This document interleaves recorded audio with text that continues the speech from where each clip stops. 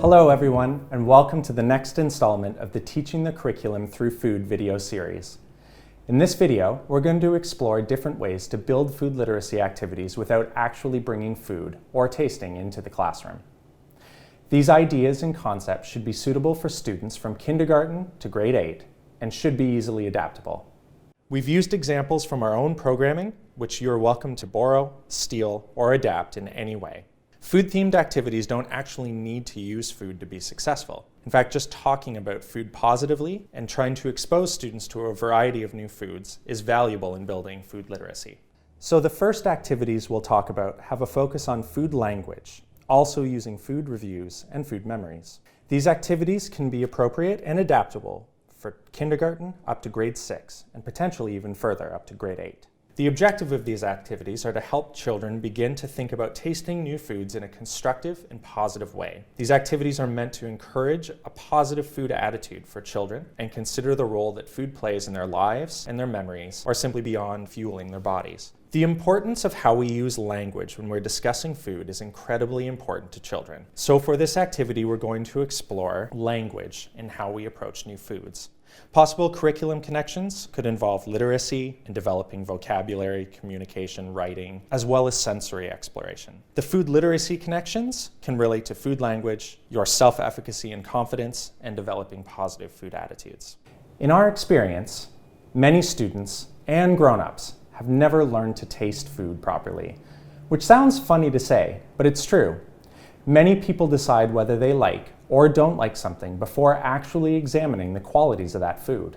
We encourage you to begin by creating a list of neutral, descriptive words with your class, focusing on neutral adjectives such as crisp, salty, bitter, soft, sweet, crunchy, juicy, etc. Just stay away from words like yummy, delicious, gross, disgusting, tasty, all of which are personal preferences and don't actually say anything about the food itself. This is how we teach students to begin developing their palates, or as we often refer to it at Growing Chefs, learning to taste like a chef. By having students focused on the different characteristics of food, it can help children become more comfortable with different taste sensations by providing language for them to express themselves. In this activity, we're attempting to shift a child's focus when they are trying something new away from where it often naturally goes to, which is, will I like or dislike this experience, or will it be uncomfortable? To a place where they can hopefully approach the new food without feelings of anxiety. For kindergarten and primary age students, reading food-themed books can also be a great accompaniment to this activity. Two of our favorite books that we'd like to recommend for children of this age are Dragons Love Tacos by Adam Rubin.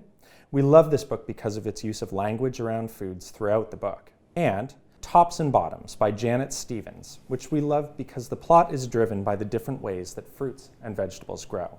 Any of these exercises can be expanded upon by trying foods in class and writing collectively about the experience, which we'll explore a little more in the next video. For older students, you can build on and adapt the activity by asking students to visualize their favorite foods and write about a cherished memory involving food, using adjectives from the list. You can develop it further by having them write a food review about an experience where they've tried new foods for the first time. You can also develop it further by having them draw a recipe. This activity is appropriate for children from primary all the way to intermediate students. Again, the objective is to help children think about tasting new foods in a constructive and positive way. And the activity is also meant to improve children's food attitudes and consider the role that food plays in their lives and memories beyond simply fueling their bodies. But it can also help to introduce food terminology used in recipes, which will help children to improve their understanding and familiarity of food language, which will also support their food skills and food knowledge. The more familiarized children become with food, the better. It can really make a difference when it does come time to taste and try new foods.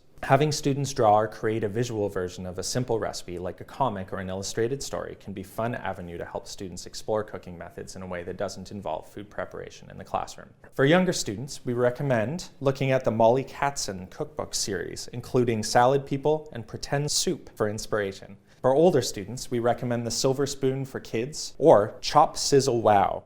For the next activities, we're going to recommend using math problems by scaling recipes and exploring unit conversions. This activity is recommended for junior to intermediate students and can help children apply basic math concepts to real-world situations. This activity can also help to familiarize students with ingredients, cooking techniques, and introduce food terminology. Knowing how to scale or adjust a recipe is just simple math, but we regularly observe in our programming that when students are asked to double or half a recipe, many fail to apply basic fraction, addition, and subtraction techniques to the activity. Using math in this way is out of context for many students. The activity can be as simple as having students adjust a recipe to create a larger or smaller yield. This could be extended to a tasting exercise by having students scale and then measure out a stir-fry sauce or a salad dressing vinaigrette and see if they scale the recipe correctly by tasting their finished product. Food budgeting and meal planning are two other areas that provide practical applications of simple math concepts while helping to increase food literacy in nutrition knowledge, nutrition language, food knowledge, and self-efficacy and confidence.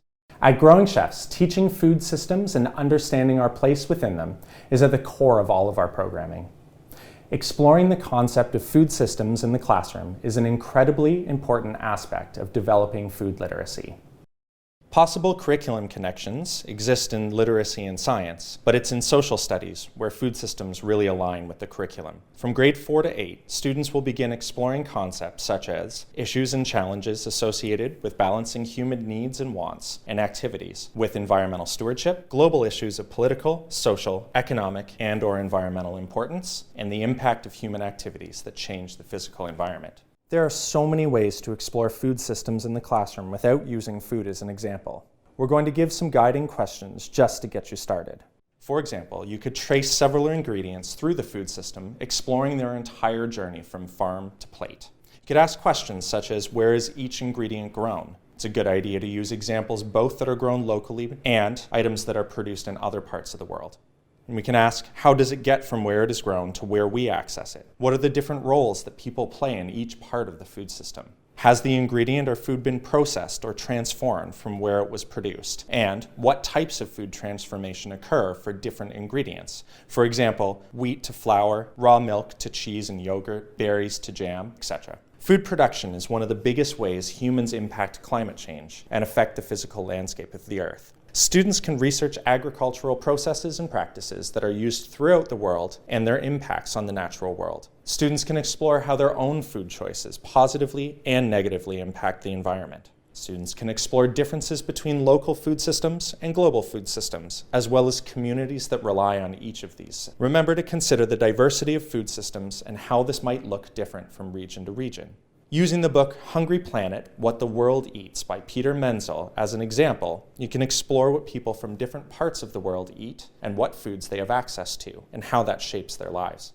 What role does food play in different cultural celebrations around the world? And you can explore some issues surrounding food waste, including the financial, social, and environmental impacts, as well as ideas for reducing food waste in the classroom, in the home, and at the municipal level.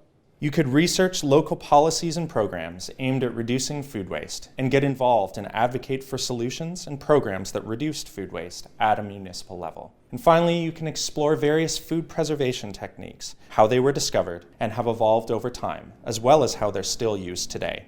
Through this concept of food preservation and its history, we will explore a little more in our next video, where we start building on these activities by adding a tasting or food exploration component that actually brings food and tasting into the classroom. Thank you so much, and we'll see you in the next video.